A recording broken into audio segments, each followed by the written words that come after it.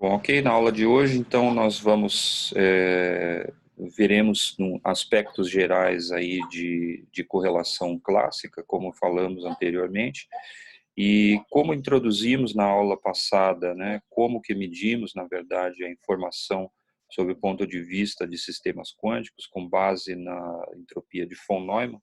Nós vamos também discutir um pouco mais aí sobre a correlação quântica e como que ela é caracterizada pela informação mútua. Acho que o ponto essencial dessa aula vai ser o aspecto relacionado a medições.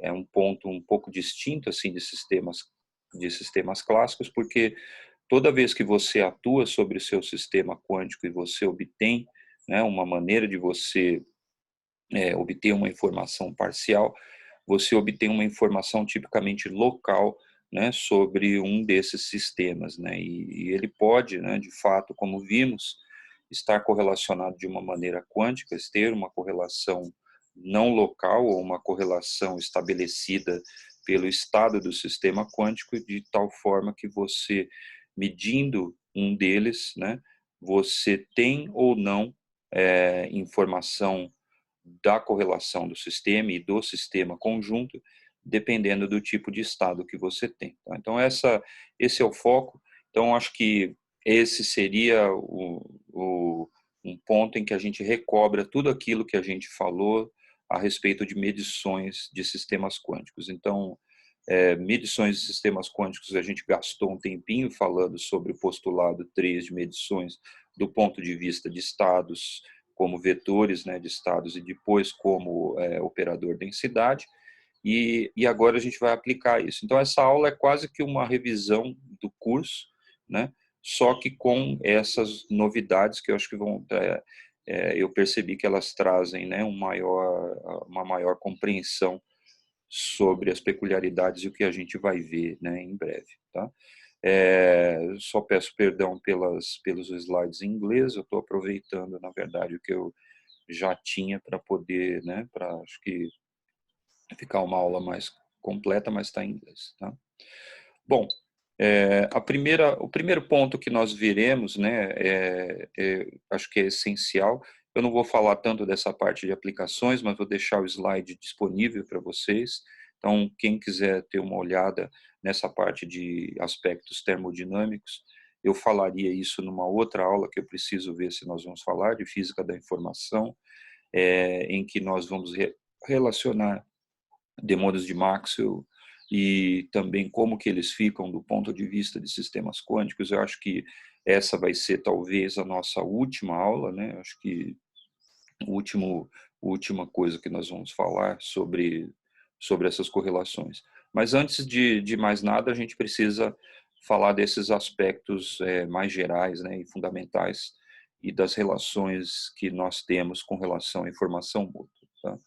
Então, passamos, né? Então, tipicamente nessa aula que nós vamos falar da informação e entropia de Shannon, correlação clássica, rapidamente, né, o que significa, e depois, né, para sistemas quânticos, rever a entropia de von Neumann e como que descrevemos o emaranhamento, né, por intermédio da informação mútua e introduzindo alguma medida aí de emaranhamento mais específica quando falamos de estados mistos, tá? E também vamos falar sobre uma propriedade da possibilidade, né, de existir correlação quântica mesmo quando não tem emaranhamento. Tá? Então vimos, né, esse foi o ponto essencial na nossa primeira aula, né, que a informação ela é medida, né, com base num problema, né, num dado problema estocástico que tem P0 por possibilidades, a probabilidade é dada por 1 sobre as possibilidades, e se obtemos, né, a nossa medida de informação, ela foi obtida através, né, de uma inferência a respeito, né, uma tentativa de obter, né, uma quantificação dessa, quer dizer, saímos de uma situação em que tem várias possibilidades estocásticas e chegamos à conclusão de que no final, depois do experimento, né, estocástico, chegamos à conclusão que tem um resultado só com, né, total certeza. Então, portanto, né, nós introduzimos uma medida que é dada como um I1, né, saímos de uma situação que eu não tenho informação, chegamos à situação que eu tenho informação total, em que essa é dada por uma função, né, que tem aí, perdão pelo erro aqui, mas tem P0, possibilidades, e depois, né, P0, 2 possibilidades. Se você tiver duas situações que são independentes, você tem que assumir que as probabilidades são multiplicativas, né, porque são eventos independentes, e nós queremos, né, que essa informação seja aditiva. Então, chegamos à conclusão que a função que satisfaz esse requisito, né, ela vai ser a função logarítmica, que pode ser de base 2 ou, né, ou qualquer base que a gente, né, quiser medir a informação. Tá? Então, tipicamente, a informação é medida em bits, porque garantiu para a gente, né, o que uma medida padrão em que medimos nessa base binária, né, mais conveniente para nós.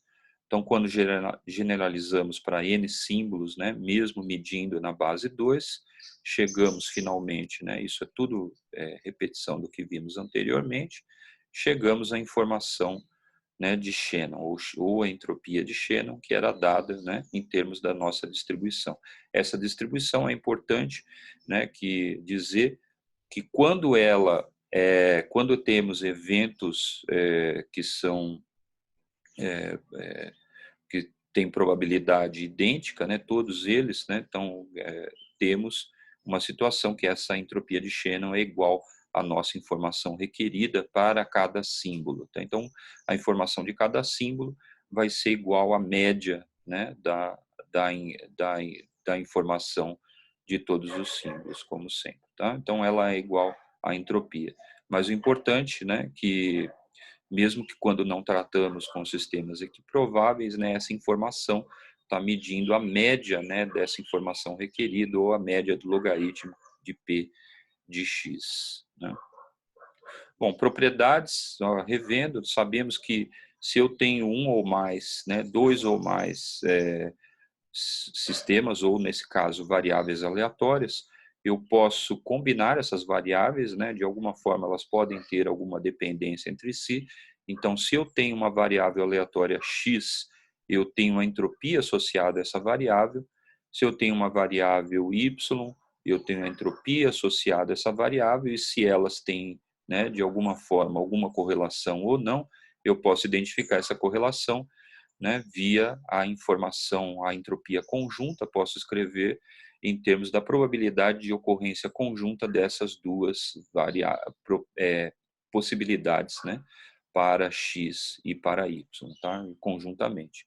E aí aparecem coisas interessantes, né, aparecem, por exemplo, né, vai aparecer primeiro a propriedade de subaditividade fraca da entropia, né, que me diz que a entropia de Shannon conjunta ela sempre é menor do que a soma das entropias.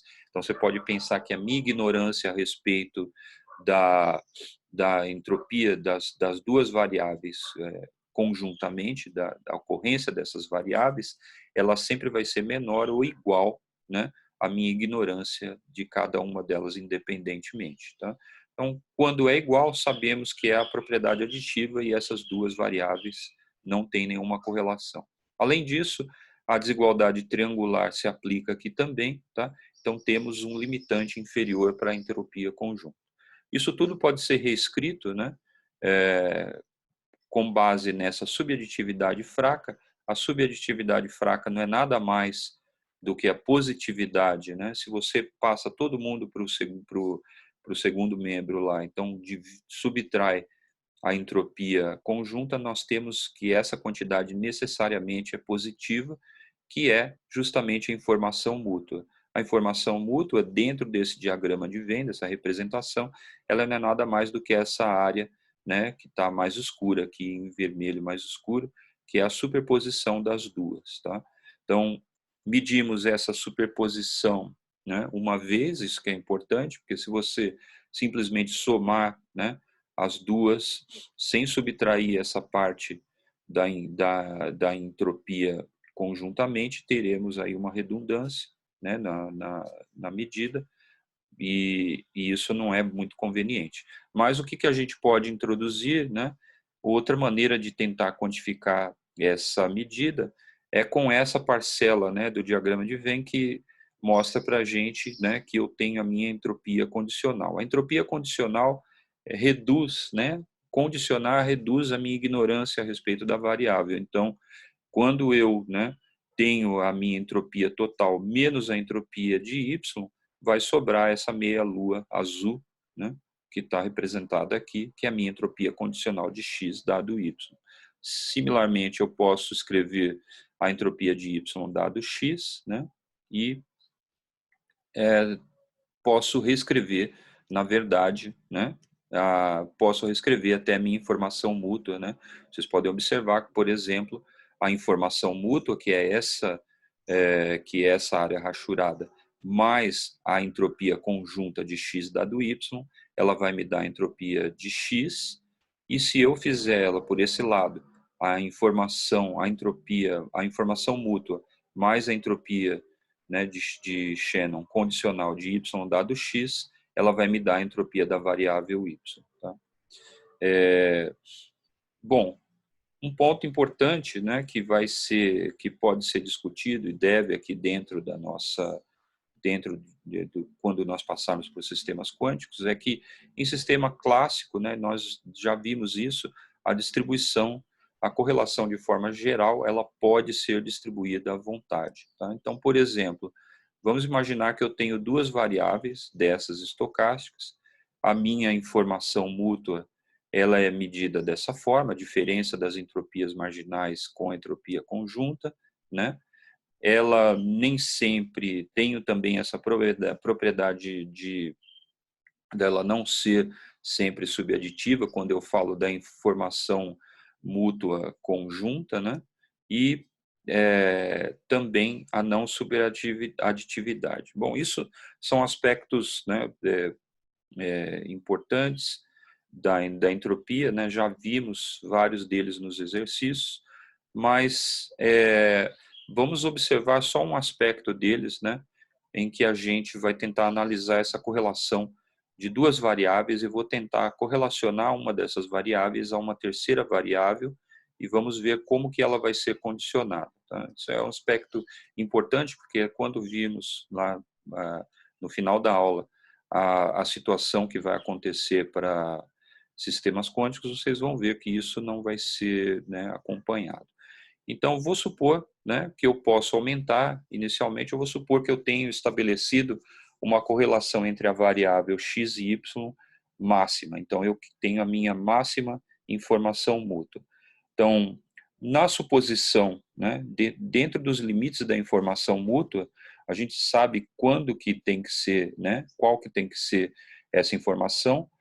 O máximo da minha informação mútua, ele é igual ao mínimo, a menor das entropias marginais.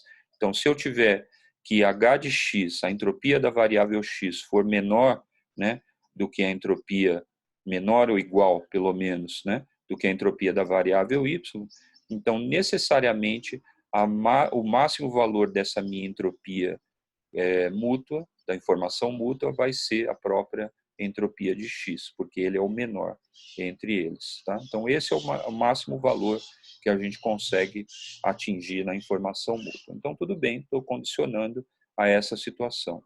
Então, agora, eu vou imaginar, né, um terceiro sistema. Esse sistema, eu adiciono um sistema que é dado pela entropia, né, do sistema X, informação mútua do X com Z, e se vocês, né, observarem aqui, nós tínhamos já uma relação entre eles. Ela está me dizendo que ela nem sempre é subaditiva. Então, quando eu calculo a informação mútua entre duas variáveis, mas eu tenho uma terceira aí que atua conjuntamente com a variável y, isso nem sempre satisfaz essa relação, né, das somas dessas duas informações mútuas, da variável x e da variável y. Mas eu quero, né, de alguma forma agora, quantificar e ver como que essa informação mútua entre a variável x e z ela é afetada pelaquela correlação que é medida pela, né, informação mútua da variável x e y.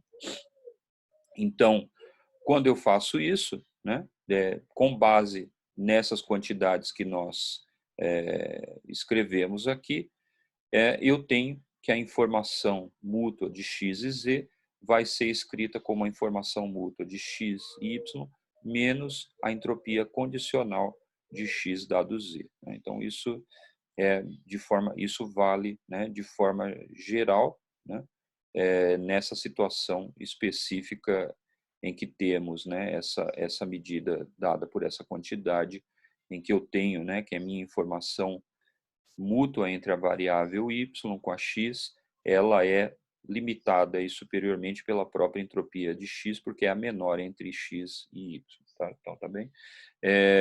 Bom, e essa quantidade, observa que ela vai crescer linearmente, né, com a entropia de x e y, e é limitada somente por essa relação. Necessariamente, a informação mútua da variável x e z deve ser menor ou igual à informação mútua de x e y, tá? Por conta dessa própria quantidade que está aqui. Se você vai, né? Então, isso é importante. O que quer dizer isso? Nós já vimos isso anteriormente, né, nas nossas aulas, lá nos slides, nos primeiros slides em que nós falamos dessa distribuição de propriedades da informação mútua, nós falamos sobre isso. Então, isso aqui é só uma revisão, mas me diz que é o seguinte, se eu tenho, né, por exemplo, duas variáveis maximamente correlacionadas e eu tento correlacionar uma delas com outra, eu posso correlacionar tranquilamente, né? Porque isso não vai, só a única correlação que vai me limitar inicialmente, eu não vou alterar a correlação que eu tinha inicialmente com aquela variável, né, eu posso aumentar com uma infinidade, né, de sistemas. Quer ver um exemplo? Um exemplo simples que nós demos, né, em aula foi a situação em quando você pega, por exemplo, uma página de um livro e faz uma cópia dele, né? Quando você faz uma cópia, você estabelece uma correlação grande, né, máxima aí de preferência, né, entre a sua primeira cópia e esse livro, essa página do livro que você copiou. Mas você pode continuar copiando essa página indefinidamente, se você tem uma copiadora perfeita, né? Então, essa cópia vai ser totalmente correlacionada com essa primeira, né, que era o seu livro original, tá? Mas quando você fez isso, você não deteriorou aquela cópia que você tinha feito na primeira. Então, portanto, você tem uma correlação máxima com aquela segunda cópia, com terceira, infinita cópia, sem alterar a correlação que você tinha individualmente, né? De forma surpreendente, isso não é possível em sistemas quânticos, né? A gente vai ver que uma dificuldade que a gente tem no estabelecimento de códigos de correção de erros, né, para sistemas quânticos, é o fato de que você não pode ter uma cópia, né, inventar uma máquina que consiga copiar qualquer estado universalmente, né, de um sistema quântico, tá? Você só consegue quando você estabelece essas cópias, né, para um par de estados que definem uma base desse sistema, você perde a possibilidade de copiar qualquer outro estado, tá? Então, isso vai introduzir dificuldades, né? Então, portanto, o código de correção de sistemas quânticos é um pouco mais complexo do que no caso de sistemas clássicos. Por incrível que pareça, a gente consegue utilizar códigos de repetição também, mas, né, por conta justamente desse fato de não conseguirmos fazer cópia entre essas sistemas quânticos, cópias universais, a gente fica com uma dificuldade a mais, que nós vamos ver, né, nas próximas aulas. Bom, sistemas quânticos, como que eles são descritos? Em vez de escrever como uma distribuição de probabilidade discreta ou contínua, eu descrevo pelo operador densidade, né, que tipicamente procuramos uma base para representá-lo e escrever numa forma de matriz. a soma das variáveis ou integração, se for contínua, é substituída pela propriedade de traço, em que eu atuo, né, somo dentro dessa representação, eu somo os elementos da diagonal desse operador, e a entropia, ela é escrita via entropia de von Neumann, não é entropia de Shannon mais, né, e ela é descrita agora como sendo menos o traço de ρA log de ρA, também medido, por exemplo, em base binária, mas para o sistema, né, para o sistema A. Chamamos de S de a entropia de von Neumann do estado ρA, chamamos também S de B, a entropia de von Neumann do estado reduzido do sistema ρB, e chamamos, né, de entropia conjunta do sistema SAB, essa entropia do estado conjunto ρAB. Algumas propriedades particulares aparecem, né? Vimos na última aula aqui a entropia de von Neumann, na verdade, como que a gente calcula ela, né? Você precisa pegar esse seu operador densidade, buscar, né, dentro de uma representação matricial, aquela base que diagonaliza ela, ou seja, a base de autoestados, e nessa base de autoestados eu tomo os autovalores, e aí ela não é nada mais do que a entropia de Shannon, né, dos autovalores daquela matriz densidade. Tá? Então, isso é importante, essa é a maneira com que calculamos sempre, apesar, né, de estarmos escrevendo de forma, em termos de operadores, né, de forma geral, né, no fim das contas estamos falando da entropia de Shannon, da representação diagonal daquele operador densidade. Bom, voltando naquele diagrama de Venn, o que nós vemos é que eu tenho a minha entropia da variável reduzida S de A, S de B, de forma muito semelhante que vimos anteriormente. Posso descrever, né, emprestar aquela expressão, né, que vimos anteriormente da informação mútua, mas, né, vamos ver que há um probleminha nessa definição, tá? Mas vamos usar, por enquanto, essa forma da informação mútua, né, que a gente tinha para os sistemas clássicos. Essa informação mútua, como a gente tinha dito, ela poderia ser escrita também como sendo, né, se você pega esse segundo termo do segundo membro e o terceiro, né, você observa que isso não é nada mais, SB menos SAB, não é nada mais do que a entropia condicional de SA dado B. Né? Então, o que nós, para escrever dessa forma que foi escrita aqui, né, necessariamente tínhamos que conhecer como que se expressava, né, como que foi expresso a entropia conjunta, a entropia condicional da variável A, né, ou do sistema A, nesse caso, dado algum conhecimento sobre o sistema B. Bom, o problema todo, né, é que existe um probleminha aí nessas duas versões aí da informação mútua. Quando você calcula no sistema clássico, substitui pelas probabilidades, você obtém exatamente essa expressão, né, que está delineada aí da informação mútua. Mas deveria ser verdade para sistemas quânticos. Então, se tomamos para sistemas quânticos e vamos fazer, né, essa inferência da informação mútua, mas agora por intermédio da minha entropia condicional, vamos chegar a um resultado bastante distinto, porque sistemas quânticos, né, já vimos que tipicamente se eu tenho, como que eu tomo conhecimento de um sistema quântico? Primeiro, ele pode evoluir, né, unitariamente, isso, né, ele está isolado, mas toda vez que eu faço alguma inferência, tomo conhecimento de alguma variável, né, de um observável, na verdade eu estou medindo sobre o meu sistema. E já vimos que quando eu meço, eu atuo sobre esse sistema de alguma forma, né? E o postulado, a forma mais simples do postulado de medição me diz que imediatamente após a medição de um observável, o estado, né, ele é projetado num alto estado daquele observável, né, que você mediu. Tá? Então, portanto, vai ser, né, de alguma forma, essa quantidade vai ter que ser determinada por um intermédio de medida. Né? Então, nós vamos ver isso com mais cuidado, né, em instantes, né, só para delinear as propriedades da entropia. A entropia de von Neumann também satisfaz a subaditividade fraca, também satisfaz a desigualdade triangular.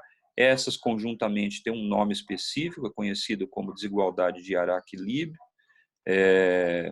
Temos um outro detalhe aí que vai ser importante, né, que é que toda vez, né, que eu tenho um sistema puro para esse sistema puro é aquele em que o traço, se você pegar o estado, multiplicar por ele mesmo, né, e calcular o traço desse novo produto de matrizes, você vai obter, né, que esse traço de ρ ao quadrado, dizemos assim, ele é menor ou igual a 1. Se ele é igual a 1, necessariamente o sistema é puro. Então, para nós aqui em teoria de informação, o sistema puro, né, significa que nós conhecemos o estado completamente. Então, por exemplo, o estado é representado como um produto externo desses dois, né, desse vetor. Então, eu tenho uma maneira de escrever esse sistema conjunto por um vetor de estado, que é o nosso ket, né, psi-AB. Tá? É redundante escrever também com Bra. Mas, né, então, se eu não conheço, né, se eu não conheço, a gente vai ter um estado misto. Veja só, né, como, na verdade, eu calculo, né, essa propriedade de pureza que a gente tinha visto, né, com referência ao meu estado ser puro ou não, me diz que traço de ρ, a gente tem sempre que traço de ρ sempre vai ser igual a 1, e traço de ρ ao quadrado, ele só vai ser igual a 1 se o sistema for puro, senão ele é menor do que 1. Tá? Então, isso é uma quantidade. Mas essa entropia, esse ρ ao quadrado, na verdade, é o primeiro termo de uma expansão em série de potências aí que você pode escrever do seu operador densidade e que acaba resultando no fato de que sua entropia, né, conjunta aí também vai ser nula. Então isso é interessante. Toda vez que eu tenho, né, um estado do meu sistema puro, não só traço de ρ2 é igual a zero, né, vai ser igual a 1, né, mas a entropia, né, conjunta vai ser igual a zero. Tá? Então, todos os termos. Né? Tem uma maneira de você escrever entropia, que é chamada entropia linear, o nome é um pouco abusivo, que é traço de ρ menos o traço de ρ ao quadrado. Então, traço de ρ é igual a 1 sempre, eu fico com 1 menos traço de ρ ao quadrado. Então, essa quantidade me dá zero quando o sistema é puro. Às vezes é chamado de mistura, grau de pureza, grau de mistura, né, essa quantidade, mas ela pode ser, né, se você pega a expansão do logaritmo que representa o estado, né, esquece por enquanto que ele é um operador, né, que você tem que tomar propriedades de operador, mas se você faz uma expansão de 1 menos o estado, 1 menos o ρ, né, o traço de ρ, você vai obter, né, que essa quantidade é o primeiro termo da expansão da minha entropia de von Neumann, né, de forma geral. Tá? Por enquanto, eu estou falando isso de forma geral para vocês, né, se vocês tiverem interesse, a gente pode, né, mostrar essa expansão, não é difícil. Mas o que é importante aqui, né, é que a entropia do meu sistema, né, entropia conjunta, se eu tenho um sistema qualquer e esse sistema é puro, descrito por um produto externo de estados, a entropia desse sistema vai ser nula. Se esse sistema não for puro, né, for um estado misto, a entropia dele, né, não vai ser igual a zero. Então, né, eu tenho, de alguma forma, uma incerteza sobre aquele estado do meu sistema e, portanto, essa incerteza é medida pela entropia. Então, entropia igual a zero é igual na situação quântica. Eu não tenho dúvida, né, eu não tenho uma incerteza a respeito de qual resultado que eu tenho ali daquela possibilidade aleatória. Então, perceberam né, a semelhança? Sistemas clássicos temos aí uma aleatoriedade, que é do evento estatístico, no sistema quântico também. A única distinção é que no sistema quântico tem uma aleatoriedade inerente lá do próprio sistema, da própria descrição em termos dos estados. Então, a teoria quântica é, vamos dizer, uma mistura entre uma teoria estatística e uma teoria e uma teoria aí de medição, né, que a gente tem. Então, tem esse lado informacional dela ser, né, estatística, mas também temos, né, o aspecto da descrição de sistemas quânticos que vem de uma dinâmica ondulatória, que ela acaba alterando, né, essa propriedade. Então, tipicamente, essa é a distinção. Então, só retornando àquele ponto, né, sabemos que a informação mútua, como descrita anteriormente, daquela mesma expressão que utilizamos para sistemas clássicos, ela é a diferença das entropias marginais menos a entropia conjunta, mas se o sistema é puro, a entropia conjunta vai ser zero. Então, estou imaginando que o sistema conjunto é puro, não significa que a informação da entropia marginal vai ser nula também, né? Tá? Só se os sistemas forem totalmente descorrelacionados, isso talvez é um ponto importante observar, mas nesse caso aqui específico, que o sistema conjunto é puro, essa informação vai ser nula e vimos na aula passada que se essa quantidade que está aqui é nula, necessariamente esse módulo que aparece nesse primeiro, do lado esquerdo aqui, nesse primeiro termo, ele vai ser, não pode ser menor ou igual a zero, então a única possibilidade é que a entropia de A seja igual a B. Se a entropia de A é igual a B, essa quantidade que aparece, né, da informação mútua, essa vai ser nula, obviamente, mas essas duas aqui vão me dar o mesmo valor. Portanto, a minha informação mútua dessas duas variáveis vai ser 2 vezes a entropia do sistema A ou entropia do sistema B, já que as duas são idênticas, tá? Mas, né, o que significa, então, essa entropia do sistema A ser diferente de zero? Né? Então, digamos que você tem os dois sistemas, né, descritos por seus estados, mas de alguma maneira você tem acesso ao sistema A e você sabe que o sistema global é puro, né? O sistema conjunto AB, ele é puro. Então, o que significa isso? Significa que, na verdade, né, necessariamente você tem algum tipo de emaranhamento, né, nesse seu sistema. Então, por exemplo, quando descrevemos, né, se tivéssemos, né, como que a gente descreve essa entropia, né? Então, se eu tivesse, por exemplo, um estado arbitrário dessa maneira, então eu tenho um estado que é descrito como estado emaranhado, veja só, o estado ρB, ele tem, apesar de ser um estado puro, ele tem, né, uma superposição linear de coeficientes CK dos estados psi-A e Φb-K, né? Então, corre sobre todos esses elementos, dependendo da dimensão do espaço de Hilbert. E como que eu obtenho o estado do sistema A apenas? O estado do sistema A é dado pela operação de traço das variáveis, né, do sistema B.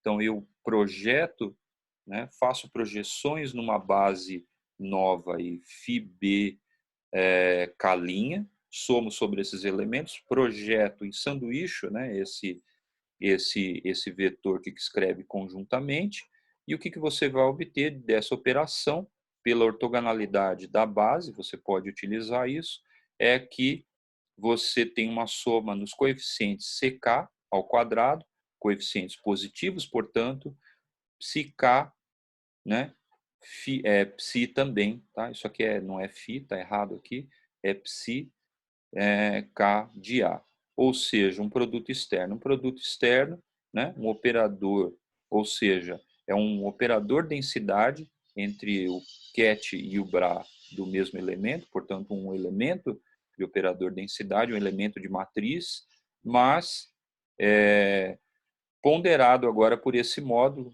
que não é nada mais do que uma probabilidade. Então, quando você calcula para esse estado agora, você vai calcular. Então, usa esse estado, assumindo que a base φk de A, né, ela é uma base ortonormal. Quando você escreve a função logarítmica disso, né? Lembra que a gente vai, para calcular a entropia, a gente tem menos o traço de ρA vezes o logaritmo na base 2, né, de ρA, né? Então, quando você substitui isso, expande em termos de uma série de potência esse logaritmo, você vai ver que pela ortogonalidade, todos os elementos, né, que são ortogonais entre si vão embora, só sobra elementos diagonais e, portanto, obtemos essa informação simplesmente do nosso estado A, como sendo a entropia de Shannon, como eu tinha dito, só desses elementos CK. Então, esses elementos CKs, né, como eles são módulo ao quadrado, ele vai estar representando a probabilidade desse meu sistema, mesmo puro, estar num desse estado, né, num desses possíveis vetores de estados que estão representados aqui. Tá? Então, essa é a minha entropia. Né? A informação mútua desse sistema, né, se ele é diferente de zero, a informação mútua deve ser 2 vezes a entropia do sistema A, então, portanto, ela também vai me dar, né, 2 vezes essa quantidade que a gente acabou de medir. Então, né, percebam, né, um fato muito importante. Temos uma correlação no sistema, mesmo ele sendo puro, que foi estabelecida no estado. Né? Essa correlação, a gente não tem nenhuma contrapartida no sistema clássico. Né? Ela só aparece aqui porque eu estou falando necessariamente de uma descrição por vetor de estado desse estado psi-A-B. Né? E ela representou emaranhamento. Veja, se eu não tenho correlação clássica que essa informação mútua, né, possa medir dentro dessa descrição, já que eu tenho certeza, né, estatística a respeito do estado físico, ele é psi-AB, psi-AB, né, produto externo, então eu tenho certeza sobre ele. Então aquela minha incerteza que veio lá informacional eu não tenho, eu tenho certeza sobre o estado. Né? Então, onde apareceu essa correlação que é medida pela informação mútua? Apareceu agora da incerteza que eu tenho dentro da descrição quântica de qual estado da base, né, em que eu somo elementos com esse peso CK, né, com essa amplitude de probabilidade, qual deles estão participando. Tá? Então, essa é a diferença, né, na distinção para sistemas quânticos. Então, como eu não tenho incerteza a respeito do estado, né, de forma geral, né, só tenho essa a respeito de qual dessas parcelas, né, participam na descrição do estado, nessa superposição linear, isso representa, né, eu sei com certeza que se o estado do sistema conjunto é puro dessa maneira, se a minha informação mútua for diferente de zero, isso só é possível se e somente se eu tiver algum emaranhamento. Tá? Então, temos uma maneira de saber se o sistema está emaranhado ou não, se a informação mútua dele, né, for diferente de zero. Ou seja, a informação mútua sempre mede correlação, mas quando eu não tenho informação clássica, como nesse caso, quando o sistema é puro, necessariamente eu tenho que a informação mútua está me representando a única possibilidade de correlação que tem aí, que é emaranhamento. Tá? Então, ela deteta a correlação quântica. Tá bem? Entretanto, né, se eu tiver um estado misto, né, ρB misto, não for descrito dessa forma, né, eu já posso ter um elemento de informação, um elemento de incerteza a respeito da descrição do meu estado conjunto de forma geral. E, portanto, né, quando eu deteto aí que essa informação mútua do sistema AB ela é diferente de zero, eu não sei se essa correlação ela tem origem quântica por conta do emaranhamento, ou ela tem origem na minha incerteza a respeito da descrição do estado e, portanto, uma incerteza clássica mesmo. Né? Então, essa é a distinção. Então, muito do nosso esforço aqui agora para falar sobre como a gente mede esse tipo de correlação de forma quântica vai ser na descrição. Então, isso é um pouco mais complicado, né? A gente vai precisar de um pouco mais de elaboração para a gente descrever essa quantidade.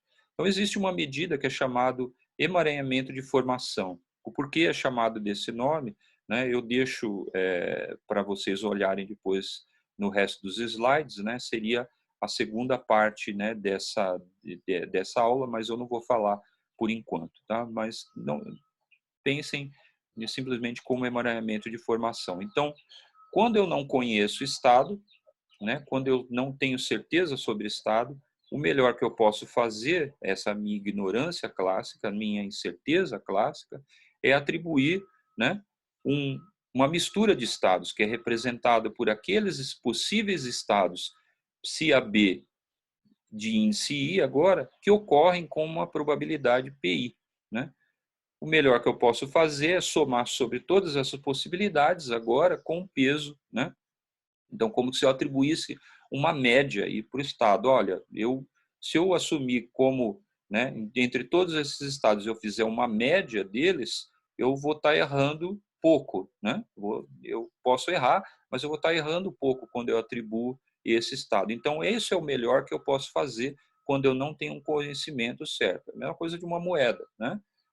Se você, né, lançando, né, os lados da moeda, você fizer uma suposição, né, de um valor médio, você não vai errar muito, né? Você vai, o seu erro ali vai ser proporcional, né, ao quanto esse peso, né, da probabilidade vai contribuir para cada um, né, desses elementos, tá? Então é a mesma coisa aqui. Essa é a informação, é a minha ignorância a respeito do estado quântico desse sistema, mas é uma ignorância de origem estocástica, estatística, né, clássica, tá?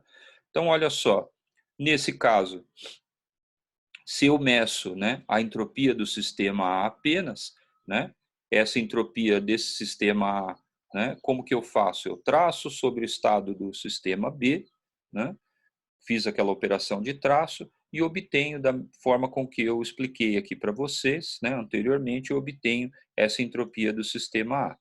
Mas tem um problema, né?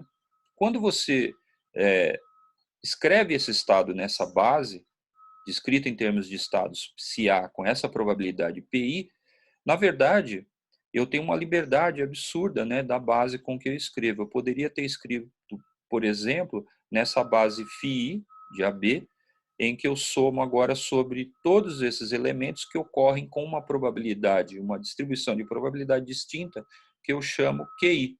Tá? Então, isso pode acontecer.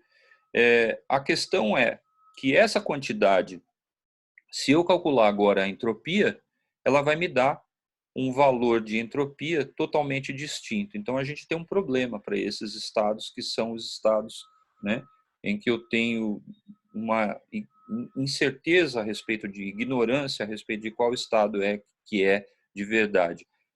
Quando eu calculo a entropia reduzida, eu não sei, né, de fato, qual ela está representando, né, a minha ignorância lá inicial. Então, é uma ignorância associada à base em que você está descrevendo esse seu estado. Só isso. Tá? Então, a questão é, se eu tenho essas duas possíveis descrições, qual delas eu vou tentar utilizar para descrever, né, o emaranhamento do meu sistema, que era caracterizado, no caso puro, pela entropia do sistema A, né, já que a informação mútua era duas vezes, né, a informação mútua que mede a correlação me garantia que essa correlação era de origem quântica e, portanto, só medida pela entropia do sistema A. Como que a gente faz aqui? A gente busca, na verdade, aquela base, né, que minimiza essa, né, essa entropia. Tá? Então, essa minimização, por quê? Eu tenho que buscar essa base, a melhor descrição, né, no ensemble de estados, né, Φ e Q, né, ou seja, ρI, chame isso de ρI, né, ρI', e PI ou QI, eu tenho que buscar nessa distribuição de estados PI, PSI de AB, né, então esse ensemble, eu tenho que procurar aquele que vai minimizar essa quantidade que é dada aqui, que é a minha média, né, a minha entropia média. Então, eu calculo a entropia de cada um daqueles estados da base, né, representado aqui por esse estado psi. Isso, ρI não é nada mais do que o produto externo entre o ket psi AB e o Bra psi AB também, né? E calculo a entropia desse estado, né? Para o sistema reduzido A, veja só, isso é a entropia reduzida, multiplicada agora por aquela probabilidade que veio desse ensemble. Calculo isso, né, para todas as possíveis bases que você consiga escrever para um determinado sistema e procuro aquele que é o menor, né? Quando eu faço isso que é interessante, eu acabo tirando aquela minha incerteza, minha contribuição. Lembra que eu tinha falado que a informação mútua, na verdade, ela me media a minha correlação no sistema. Mas se eu tenho um sistema que é puro, né, eu não tenho incerteza clássica, então, portanto, aquela correlação tem uma origem quântica que é no emaranhamento. Então, agora, quando eu tenho um sistema que é misto, eu não sei se aquela informação ela se aquela correlação é clássica ou não. E quando eu faço essa minimização, na verdade, eu estou eliminando essa minha, né, incerteza a respeito da correlação clássica. Eu pego só o que é quântico. Então, portanto, eu estou classificando a quantidade de emaranhamento no meu sistema, né, explicitamente. Vamos recapitular, né? Voltando aqui, eu tenho que no caso de sistemas quânticos nós tínhamos, né, essa troca da distribuição de probabilidades em termos do nosso estado, nossas entropias eram descritas dessa forma. Entretanto, né, a informação mútua que acabamos de falar, ela tem, né, uma certa dúbio como eu consigo escrever. Se eu uso aquela expressão, empresto da expressão clássica, entropia de A mais a entropia de B menos entropia de AB, eu obtenho o que eu acabei de discutir, né, essa quantidade, mas eu poderia ter partido, por exemplo, dessa descrição em que eu tenho a entropia do sistema A menos a entropia condicional do sistema A dado B, né? E agora, né, né, a gente já sabe, que foi o que eu disse anteriormente, que vai envolver algum tipo de medição. Então, vamos falar sobre isso, né? Então, como que obtemos estados, né, que são estados chamados de pós-selecionados, né, após uma determinada medição? Então, vamos supor que eu tenho um estado ρAB, de alguma forma, né, estou descrevendo aí por esses sisteminhas A e B correlacionados por essa linha roxa, tá? Então, ele tem uma correlação, né, pré-estabelecida, não sei se de origem clássica ou quântica também, mas o que eu vou fazer, né? Eu vou medir sobre o sistema B, né?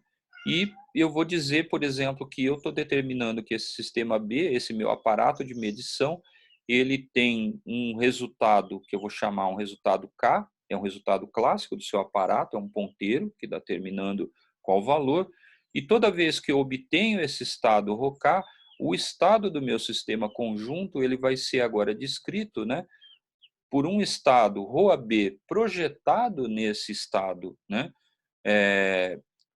π, né, que eu escrevi como sendo, né, o projetor dos estados K, que está projetando sobre o sistema B. Tá? Então, presta atenção que isso projeta só no sistema B, porque eu estou fazendo medição só sobre o sistema B. Mas, obviamente, o sistema conjunto vai ser afetado, porque ele pode ou não ser correlacionado, né? Tá? Então, a gente assume o estado ρAB, seja ele como for. Então, veja só o que vai acontecer. Toda vez que você tem um estado, né, pós-selecionado, eu fiz uma medição sobre um sistema e tem um estado conjunto, né? Eu tenho que o meu estado pós-selecionado vai ser esse estado ensanduichado pelos projetores, né, com relação ao resultado K. Então, eu tenho que o meu estado condicionado agora, ele é chamado de ρK, né? AB, então, estado condicionado à medição de K e dividido pela probabilidade de ocorrência desse resultado ou desse evento K. A probabilidade de ocorrência desse evento é dada nada mais, né, do que o traço sobre o projetor, na verdade, o projetor, né, do lado esquerdo e do lado direito, como está aqui, seria o traço, né, desse numerador que está aqui, traço sobre todas as variáveis, né? Mais como o projetor atuando nele mesmo, usando a propriedade cíclica dessa operação de traço, e que o projetor sobre ele mesmo é idempotente, ou seja, ele me dá, né, o projetor multiplicado pelo projetor, ou projetor ao quadrado é igual ao próprio projetor, eu tenho, né, que isso vai me dar traço simplesmente desse projetor atuando em ρ AB. Tá? Então, essa probabilidade de ocorrência desse evento K num processo de medição, né, de detecção. Então, chamamos esse estado do estado pós-selecionado, é o estado condicionado, né, à observação desse resultado K. Então, se eu observei o resultado K, como que o sistema ρAB vai ser descrito agora, né? Primeiro, porque eu observei o sistema B. Se eu observei o sistema B, de acordo com o postulado de medição, eu estou projetando num autoestado, né, do observável que eu estou medindo. Qual observável? É aquele que me dá o resultado K, seja lá o que for. Tá? Agora, o estado reduzido, né, do sistema A é aquele em que eu traço simplesmente sobre o sistema AB, eu aplico a operação de traço sobre os estados de B, né, e obtenho o estado reduzido do sistema A apenas. Tá? Esse é o estado pós-selecionado, né, após a evidência da medição do resultado K do sistema B. Então, esse é o estado condicionado, né, do meu sistema A. Existe um outro estado, que é chamado estado pré-selecionado, né, em que nós não sabemos qual desses resultados possíveis Ks ocorreram. Então, o melhor que eu posso fazer é atribuir que seja com uma probabilidade pK, que seja esse estado ρAK que foi dado aqui do estado pós-selecionado. Então, quando eu somo sobre essas possibilidades, o que acaba acontecendo? Acaba acontecendo que eu tenho, né, probabilidade no numerador, probabilidade no denominador na própria descrição do estado pós-selecionado, eles se cancelam e no fim eu fico, né, simplesmente com o traço, né, simplesmente sobre essas quantidades, né, que são descritas pelo meu estado. Aqui está faltando o projetor, né, que atua em B, tá? Obviamente, tá bem? Então, eu tenho, na verdade, um projetor, né, sobre o estado ρAB. Tá? Bom, e daí, né? Para que isso vai servir, né, na nossa descrição da entropia condicional? Então, isso a gente vai ver agora, né, como, né, como que a gente descreve, na verdade, essa entropia condicional. Então, de fato, essa entropia condicional vai depender desses resultados de medida, né? E ela vai ser caracterizada por essa quantidade que nós vamos descrever aqui, né? Então, essa quantidade, né, que a gente estava tentando caracterizar em informação mútua, e ela é igual à minha informação, à minha entropia do estado reduzido A apenas, menos a minha entropia condicional, né, do sistema AB. Como que eu meço essa entropia condicional? Ela está associada àquele estado ρA, J, que eu obtenho quando eu faço medições em B, né, que me resultam naqueles resultados possíveis J associados ao sistema clássico, como nós falamos aqui, né? Chamamos de K, tá? Aqui eu estou chamando de J, é a mesma coisa. Então, significa que essa probabilidade que está aparecendo aqui é a minha probabilidade, né, de ocorrência de cada um desses eventos J na medição sobre o sistema B, e o estado ρAJ é aquele estado pós-selecionado, né, condicionado à medição desse resultado J sobre o sistema B. Então, eu poderia, né, dessa forma, quando eu escrevo essa quantidade que está aqui, então eu substituo nessa entropia média, veja que essa relação, né, ela é obtida dessa expressão da entropia condicional, ela me dá a média, né? Então, aqui eu tenho a entropia do sistema A e aqui me dá a média da entropia do sistema A quando eu faço medições sobre ele, né? Então, eu uso a propriedade de medição. Então, essa quantidade, né, vai ser importante a gente representar sobre quem que a gente está fazendo essa medição. e eu ponho essa setinha na representação dela, né, para dizer que eu estou medindo sobre B para obter informações sobre a correlação que é estabelecida com A. Essa quantidade é a informação mútua quando a gente leva em consideração, né, esse processo de medição.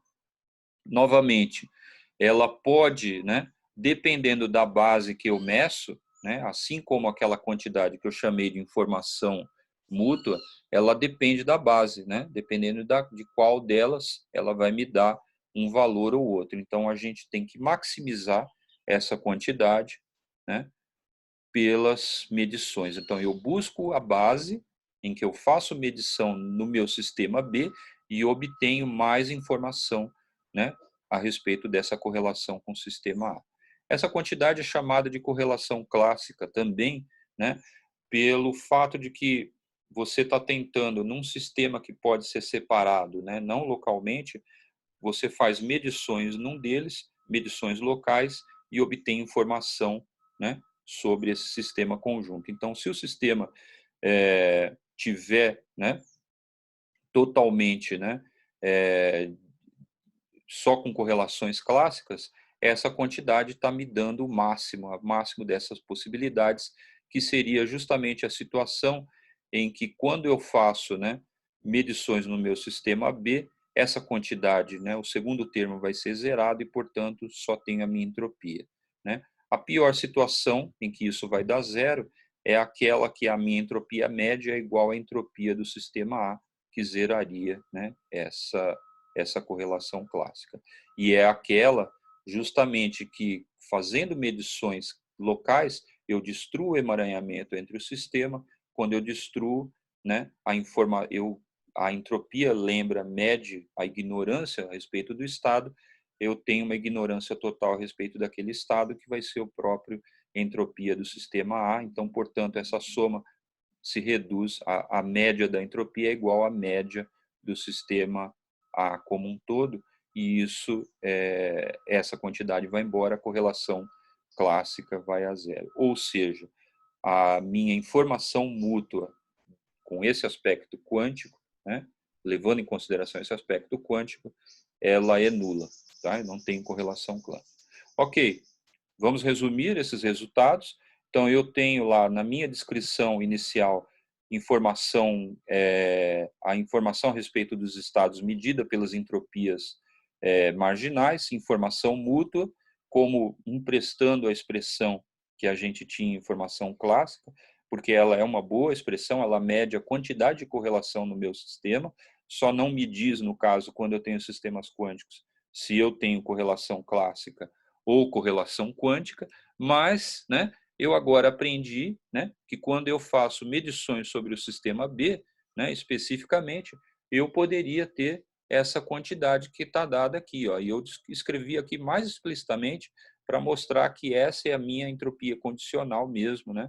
Então, quando eu obtenho resultados K sobre o sistema B, eu calculo a minha entropia sobre o sistema A condicionado, tá?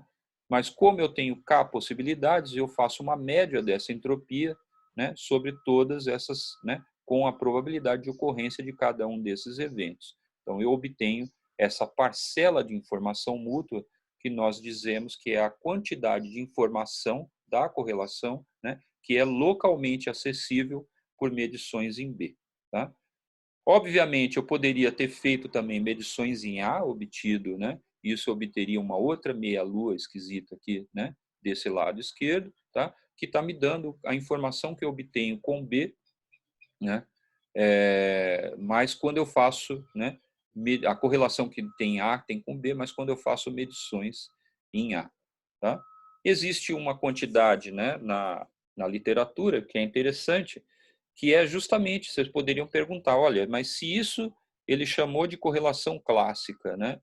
Essa quantidade como um todo mede o quanto eu tenho, né, de correlação, seja ela clássica ou quântica.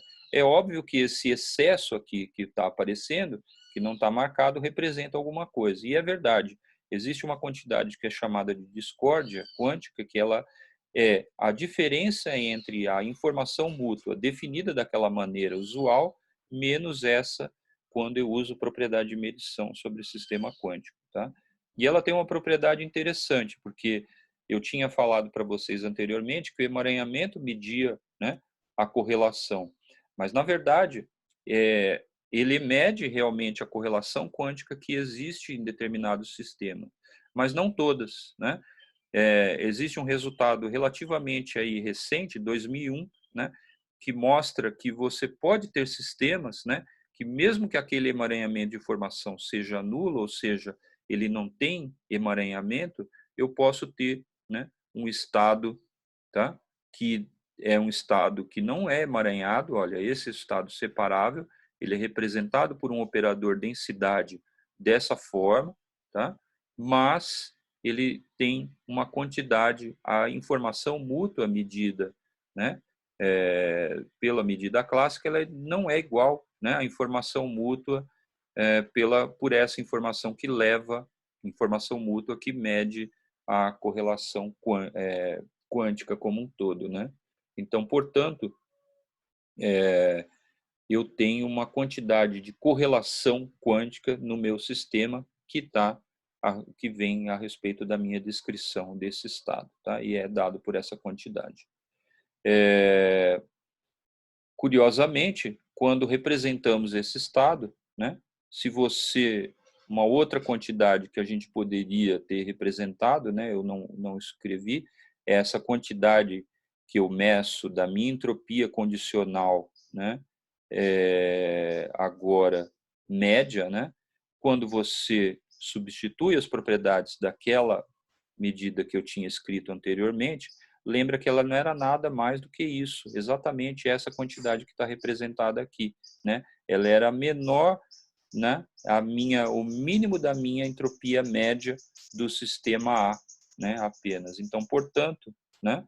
Eu posso substituir essa quantidade aqui. Essa correlação clássica vai ser igual ao máximo entre a entropia do meu sistema, né? E essa, né? Máximo agora não atua sobre a entropia do sistema A reduzido, só vai atuar sobre essa quantidade, e o máximo de uma diferença vai me dar o mínimo dessa, que não é nada mais do que emaranhamento de formação. Tá bem?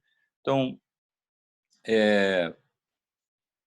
não vou falar, né? A aula se estendeu um pouquinho mais, né? Eu retomo um pouco isso na aula que vem, mas agora seria uma conclusão sobre, né, aquela propriedade de como que nós podemos distribuir, né, essa correlação por esses sistemas. Tem uma propriedade chamada de monogamia, que ela me diz que quando eu aumento a correlação quântica de um sistema com um terceiro sistema, necessariamente eu reduzi essa correlação com algum outro sistema adicional. Então, aumentar a correlação em sistemas quânticos me diz, né, que eu tenho que necessariamente diminuí-la, né, de algum outro ponto pré-estabelecido, tá? Então, isso são detalhes, né, que eu deixo aí, né, para vocês olharem nas notas de aula. Talvez a gente volte na aula que vem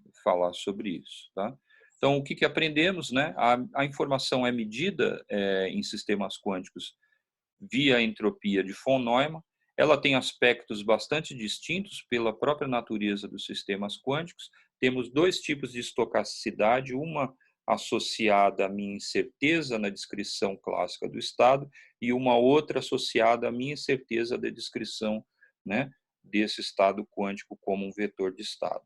Essas duas combinadas me dão correlações clássicas e quânticas, né, que têm aspectos distintos e são importantes. Quando eu tenho correlação clássica, tipicamente, ela vem da minha incerteza aí, né, no processo estatístico, tá?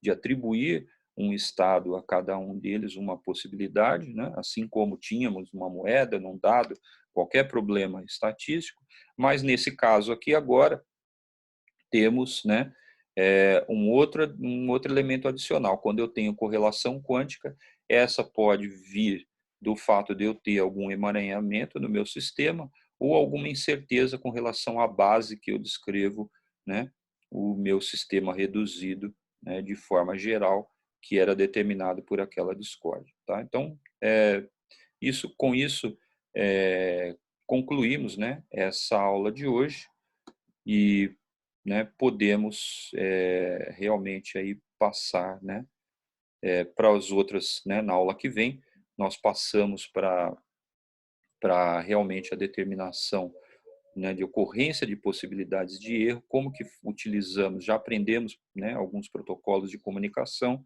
e como que esses erros podem afetar de forma geral, né, o processamento de informação em sistemas quânticos, tá? Temos todos os elementos matemáticos e da nossa, né, informacionais para a gente quantificar isso, né?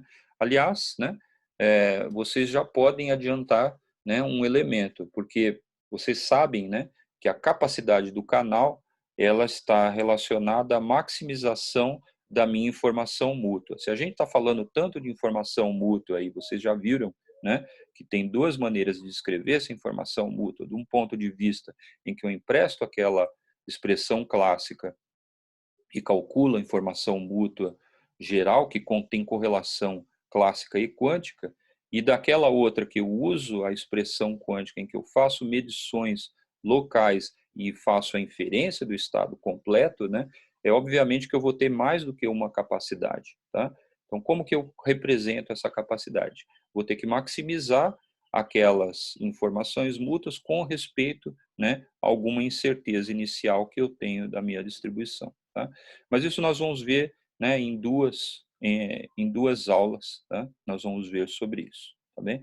Então, na aula que vem, na verdade, nós vamos falar sobre, aliás, em 3 aulas, nós vamos ver, primeiramente, como descrevemos, né, na verdade, os ruídos nesses sistemas quânticos, como que eles afetam esses sistemas quânticos, porque vamos ver que é um pouco mais complicado, e como conseguimos corrigir esses erros. E depois, por fim, nós voltamos, né, na descrição, né, dessas capacidades, né, desses canais de comunicação pré-estabelecidos, e com isso a gente conclui, né, essa parte, né, do nosso curso. Então, só com relação ao término, né, eu vou precisar aí de mais 3 aulas, pelo menos, então a gente volta, né, na quinta-feira que vem e na terça e quinta da semana que vem para concluir o curso, tá bem? Então, com isso, né, eu me despeço. Tchau.